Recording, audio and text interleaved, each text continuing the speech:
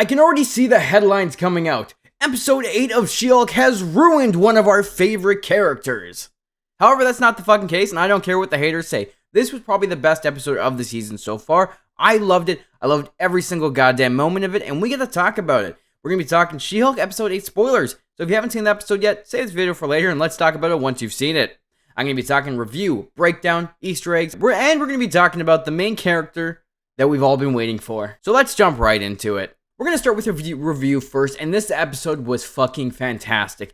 The humor hit, the chemistry was on point, and I don't care. Daredevil makes jokes. People go, oh, the Netflix series didn't do it.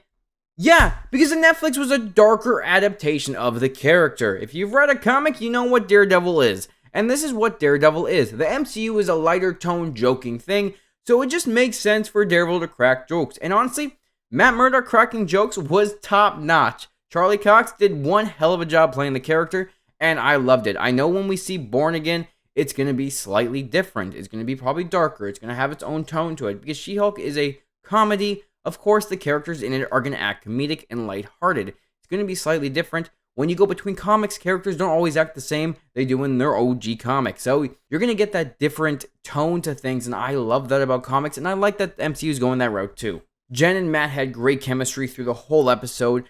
The jokes were going back, and I knew Jen was going to hook up with Matt. There was no way they weren't going to do that. Matt is a goddamn ladies' man. He hooks up with a lot of women. I literally just read a comic where he hooks up with a mafia's boss's wife, and she's married. This has got me way more hyped for Daredevil Born Again than I was already before, and I cannot wait to see more Daredevil in the series we're getting. Oh my god. Street level characters are my favorite, and seeing Daredevil back in action again is just fantastic. I love the fourth wall breaks in this episode. Jen does it perfectly. Literally, the show started off with previously on my show, because it is She-Hulk show. It is what we wanted, and I loved it. The fourth wall breaks during this whole episode were great. Like, she turns to the camera, it's like, hey, he's kind of doing it for me. Funny as shit. And then near the end, she's like, getting ready. The episode seems like it's over. She's like, shouldn't the episode be over? It should be over now. It was so funny that she's pointing out the episode should be over, and it kept going, and it had more references in that little segment too. We're going to talk about in a bit. Now that we've talked about how much I like the show and how much I love this episode, let's go into the breakdown point by point. So in the very beginning of the episode, we meet a new character called Leapfrog. In the comics, he's a supervillain called Leapfrog, aka Vincent Patillo, who is a minor character, and you can obviously tell why. He's a failed inventor, but in this, he's just a spoiled rich kid. And he has the frog suit, which gives him the ability to leap in great distances. However, in this, it's more of rockets that end up failing. He tries to sue Luke Jacobs for it. But I find it absolutely hilarious that Jen has to sue her tailor, and that she has to go into court against him. And then his lawyer is Daredevil, Matt Murdock, and he has a new suit for Matt Murdock. That's why he's in LA. And I love when Matt comes in. He smells the jet fuel. He knows he's lying. And everyone's like, why? He's like, oh, it's just a hunch. It's just a hunch. It's not like I can hear his heartbeat or smell it or anything. Love it. Fantastic. I'm surprised they didn't actually show us visualizations of his powers being in use, but it is Jen's show, so it makes sense why they didn't. I like how Matt Murdock talks about the Sokovia Accords being appealed, which I don't think we've got much talk about since, after Endgame, which makes sense, because now you have all these heroes who are not going to give up their identities. They're going to be a hero, and they want to be kept a secret. And I like how Jen's like, we need the list of clients, and Matt's like, no, we don't, because if we get those, they're going to ruin the identities of some of these heroes who need to protect their families and their friends. They're going to be putting in mortal danger by coming forward, and it's also going to ruin Luke's reputation, because then heroes wouldn't come to him for suits, because then their identities would be blown. I absolutely love that Leapfrog, it was his fault that the suit malfunctioned because he used jet fuel instead of using the fuel he was supposed to use, because he's an idiot. And Matt Murdock made him look like an idiot. And I love the hero speech from Matt Murdock in the bar with Jen saying, you're in a unique position. You can help people with the law as Jen Walters, and then when the law fails them, she can help them as She-Hulk. And that's really her call to action to be a hero, and I absolutely love it, because I was waiting for it the whole season, and we finally got Jen super suiting up. Freaking awesome. I've been waiting for all season, because she's a lawyer, but she's also a superhero. She does both, and I love to see it.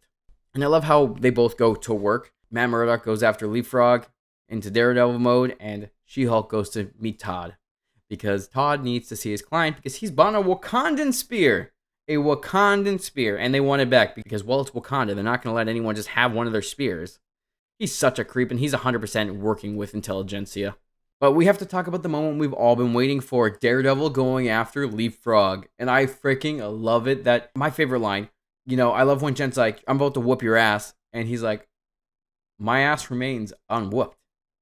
Like, I fucking love it. It is so funny. And it feels like something Daredevil would say. Especially if you've read the comics, because that's how Daredevil is. He's not all dark and broody, but he is. But he also makes jokes, because that's what comic book heroes do. The acrobatics are on point. I saw people complaining that, oh, he looks too, like, flowing. Dude, it's a comic book show. Of course he's going to look like he's just flowing. It's a comic book show, and it looks so good. It looks so good, and it got me so excited for the Daredevil show, because we're going to be seeing him do this, just him, focusing on him, and it's going to be fantastic. I like how when Jen and Daredevil were fighting, Jen's destroying the parking lot. She throws a freaking car at him, and I like how she just goes and rips off his mask. No question, doesn't like hesitate, just rips off his mask. It's like, Jen. Heroes have secret identities. You can't just be ripping off their masks. And it's just so funny because I love how she's like, Matt? And when he's talking about why he's, Daredevil, and she's like, you're the Gold Devil? And he's like, no. And I love how he makes fun of his suit about being yellow and red. And I'm looking forward to finding out more about that in the future, because why is he yellow and red? Where's the red suit? We'll find out in his series, most likely. And the Daredevil theme played, and that gave me goosebumps. I was like, yes, they're keeping the theme. It's perfection. And I love how this is where we find out that Leapfrog is a villain, because he kidnaps Luke because he wants a new costume made. He's a villain, and he has goons and henchmen, whatever they want to call him. Daredevil calls them goons. She-Hulk calls them henchmen. And I love during this, too, because when they go to his lily pad base hideout, which is literally lily pad on the side of a building, and bright neon signs, there's a QR code. And I couldn't scan it with my phone for whatever goddamn reason, but it's probably an issue for Leapfrog or it's an issue for Daredevil. Those are my two possibilities. I'm not sure because it wouldn't scan for me. So let me know what it was. I'm sure I'll find out after I post this video. So I was able to come back and throw this in before, but I was wrong. I mean, I was kind of right. It did have to do with Matt Murdock. However, it is actually issue number 9 from She-Hulk, where She-Hulk represents Captain America against Matt Murdock in court. So I was kind of close, but I wasn't there quite yet. So I just got to throw this in before I actually have this video go live. And I like how when they're at the lily pad, Jen's talking about, why don't I just go and smash in? I'm a Hulk. I can just smash fucking right through the door. And Daredevil's like, well, you're not a hero. You've been doing this much. I'm going to go stealth and I'll beat the guys. It'll take me 15 seconds to beat a bunch of them. And I like how we get him in like a hallway kind of fight. He takes them out using his batons, just fucking bouncing off the wall and hitting him in the head. Fantastic. Using the one that has like the cable in it and just bouncing it, hitting it, perfect. And I love how when he's about to fight all the other guys, and he would be able to take him on. He's Daredevil. She-Hulk just comes in and fucking squishes them all. I'm like, yeah, that works. She-Hulk smash. Absolutely fantastic. I love Daredevil. I love Daredevil fighting the bad guys, and Jen's trying to tell Leapfrog, we can get you out of this, and trying to give him lawyer advice. I like how Matt's also giving him lawyer advice, and he's like, are you a lawyer too? And he's like, no, I just like law dramas.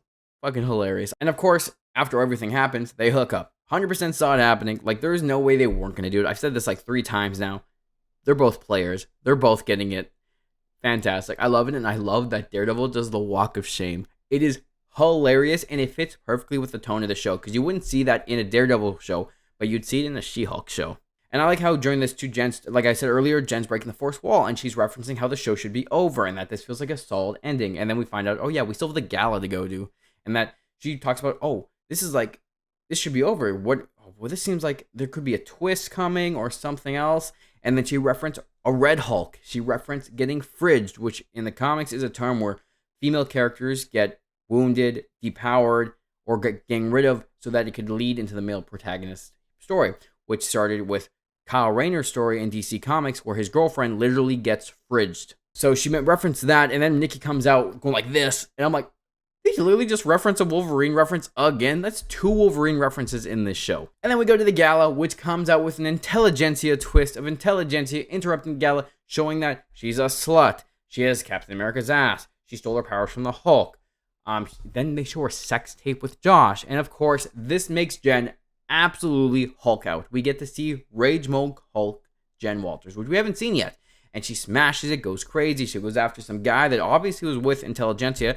Then you have the DODC going after her and trying to stop her with the Hulk weapons. And I'm like, are you kidding me? She just got attacked and you're going after her? Oh, that's right, because she's a Hulk and a rampaging monster. So now we got to figure out what happened then. And she looks to the side and she looks at someone and I'm like, who could this be? It could be Abomination, them recruiting the villain that they literally just let out to help fight her because he's a Hulk, or Bruce is back. It's probably Bruce is back. Bruce is probably back and is trying to calm her down, and now they have to figure it out together. When it comes to Easter eggs, there was the QR code, which again, I couldn't figure out what the hell it was. We had Daredevil stuff with Daredevil jumping, Daredevil being Daredevil, Leapfrog, his lily pad, him being an actual villain, references to the Daredevil show with the theme and him hallway fighting. Absolutely fantastic. We had the Red Hulk Easter egg, reference, which is kind of an Easter egg, then the Wolverine Easter egg, and the fridge Easter egg. Those are all, I would say those are Easter eggs / references. To sum it all up, I know people are going to complain about the Daredevil joking part. I don't care. I felt like it fit perfectly with the show's tone, and, adding a character from a different comic into a different comic usually changes the tone for that character for that comic, which means when we get the Daredevil show, it's probably going to be a different tone than what the She-Hulk was. You're not going to get as many jokes. You probably still will get quips, but it's not going to be exactly the same. We're going to live with that. And I know I'm going to see the MCU is woke. They have ruined Daredevil. Like, that's going to be the videos we see today. But hey, ignore them. Love the show. Feel how you want to feel. And just enjoy yourself. Because that's exactly what we go to do. If you're liking She-Hulk, I'm going to say that this was the best episode so far. And not because Daredevil was in it. I really like Jen Walter's story in it. I liked how She-Hulk was becoming a hero. I liked the comedy in it. The fourth wall breaks were on point. Daredevil was an added bonus, and I loved it. And then we had the gala reveal with her going Hulk mode and all this shit gonna happen in the final. That's what I like about this episode. Daredevil, again, was just an added bonus. What did you think of this episode? Let me know down in the comments. What Easter eggs did I miss? Because I'm sure there were a couple because I was too focused on Daredevil. And honestly, fantastic episode. Loved it so much. I said this like 6 times now, maybe more. Let me know down in the comments your thoughts. We're going to be talking about the final next week. We got Werewolf by Night this Friday, so we'll talk about that too this weekend. I hope you guys have a freaking great day. And I'll talk to you all later. Make sure you hit the subscribe button for more, though.